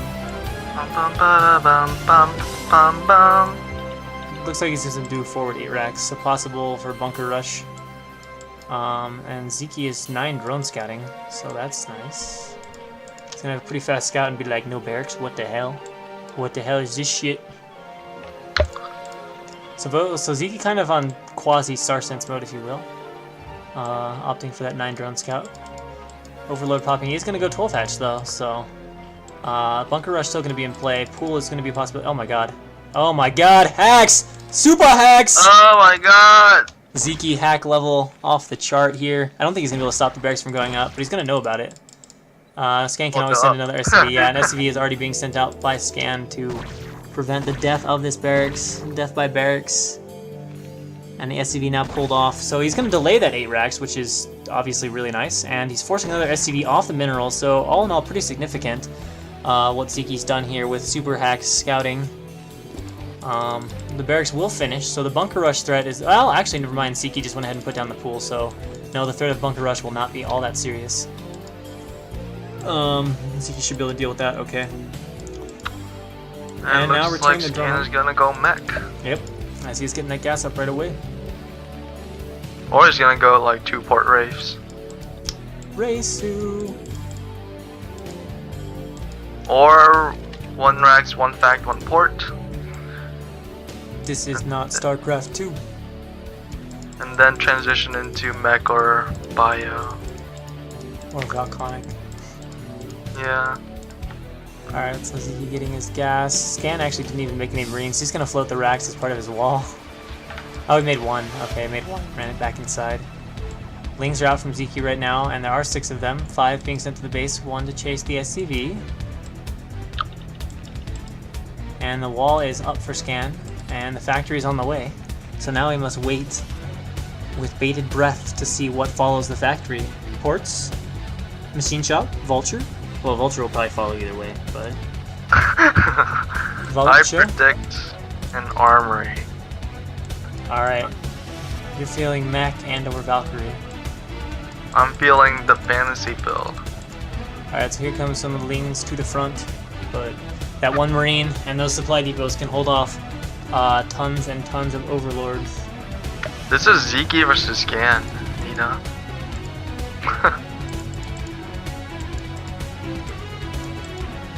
Ska. Factory almost done here for Scan. Grazie. 3 starports? Oh, he's gonna go 2 port. Yep. Oh my god, it's gonna be 2 port Wraith. Alright, we're gonna get a look at Scan's Wraith control. Hey, apparently your overlay is wrong. I think it's right. No, it's wrong. I believe it's right. Wanna bet? Yeah, I wanna bet. I wanna bet hardcore cash. But yeah, I was gonna say, last time I saw a 2-port Wraith on this map, well, it's been used in Pro League before, but I remember one game in particular, Flash against a foreign Zerg at WCG, where Flash literally just picked him apart in the most ridiculous of ways with his Wraith control. Like the Zerg it didn't even feel like he had a chance. It was just like the Wraiths had like twice the range of the Hydra. Like the Wraiths barely got hit. Are you talking about Cole? No, it wasn't Cole. It was some other Zerg. Oh, Scan almost got his vultures in, but the Zerglings get. Nice pick off there by the Lings. Did kill one, but that's honestly not that much. Now the Spire on the way for Zeke, getting Ling speed. I don't know if he knows it's Wraiths yet, because he doesn't have a Hydra Den. Although it's 2-hatch Muta, which I think has timing fast enough for Wraiths. That's gonna be iffy though, the Wraiths are almost done for Scan. Not gonna stop for Cloak anytime soon, as he does have 2 Wraiths and then 2 Wraiths in production. And now a bunch of Lings at the front, although Zeke is not gonna be able to do anything against this wall. He wants to. He's probably hoping it would be down, so here we go, we're gonna have Zeke attacking the wall a little bit, but I think he's gonna have to give this attack up. Scan will be able to get SCVs there in time to repair. Although it's going to get dangerously close, but the SCVs do arrive in time, and of course now the Wraiths are flying up towards the base of Zeke. The Mutas are not even started yet. They kill. Zeke's got a lot of extra supply, but the Overlords will get on fast. He's definitely not going to be able to make the full complement of Muta he wants to make, and I'm not sure how surprised he is by the Wraiths. Some Muta and Scourge are immediately sent into production. Looks like at least a pair of Scourge or 2, as well as some Muta. Of course, Zeke is going to have to run drones for a really long period of time. This is going to be a lot of economic damage, and I'm thinking Zeke was just a bit unprepared for this. That's already 4 drones. Scan doing a ton of damage. 5 drones. Now the Scourge are out. They can buy a little bit of time for the Muta, but soon Scan will be able to join up his race and micro down the Scourge really easy. Scan picking off a second Overlord there with his race on the other side, and Zeke in a pretty unpleasant position. I wonder what Zeke was thinking he's gonna do, because I mean, really, he had to just walled off. He wasn't expanding. Yeah, I mean, his Muta weren't in time. He didn't have the Sport Colony. Yeah, I mean, I don't know what he was really thinking. I can't imagine what he could be thinking. Oh man, Race have found another Overlord, so Zeke is going to be supply blocked for ages and ages and ages. And Zeke coming down here with a lot of Muta, I was going to say, I don't think he can actually challenge the Race. They're already up to 5 or 6, and seem to be more with Cloak on the way.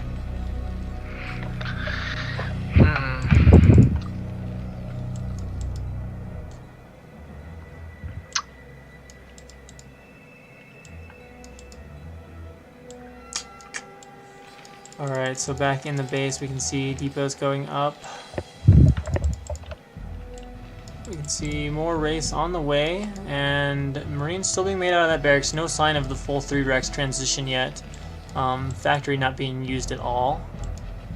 And Zeke is... No, never mind, I saw this thing going over there. I was wondering if it was a drone to make a 3rd hatch. I was like, that seems kind of fast. But right now, Zeke is finally waiting on Overlords. He's trying to make a few more drones, getting a few more Muta out. He's waiting on that last Overlord so he can get back into kind of full production. Has re-droned up a bit, and Scan moves out with a few Marines, killing off that Ling.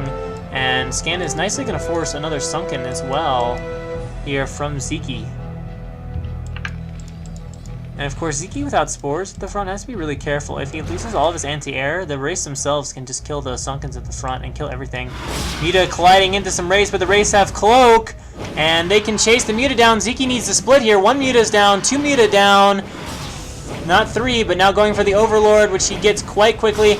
And now the Muta, okay, second Overlord speed is done, so Ziki does have that to defend, but he has lost 3 or 4 Muta already. And Scan doing nice control right now with the Wraiths, picking off all of the Muta of Ziki. Oh, no, and the situation seems Mutas. bad. And also the Overlord's under fire. The situation seems really bad right now for Ziki. Almost all the Overlords are dead. He is completely supply blocked and has only a few Muta to rely on. He's doing his best, but everything is dying, and it looks like Scan is going to have this in the bag by Wraith alone. The Micro just too strong, especially with the Wraith count this high relative to the Mutas. Oh They're my all God. gone, no defense, and Ziki can only GG. That Scan Wraith Micro. shuts it down, 4-3. iFU will take it over LRM. I was in awe.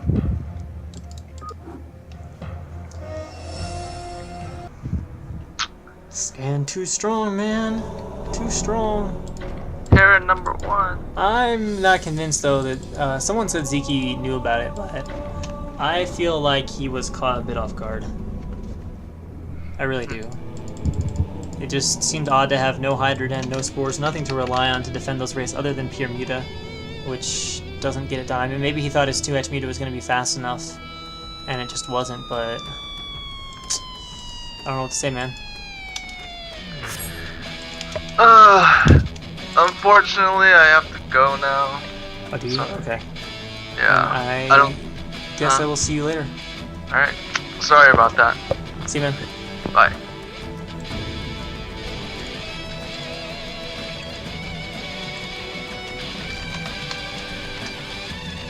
So yeah, pretty solid kind of break, and I guess as far as I know, there's going to be a brief break in between sets.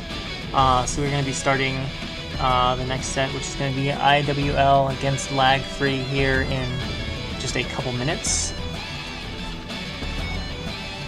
So yeah, brace for that.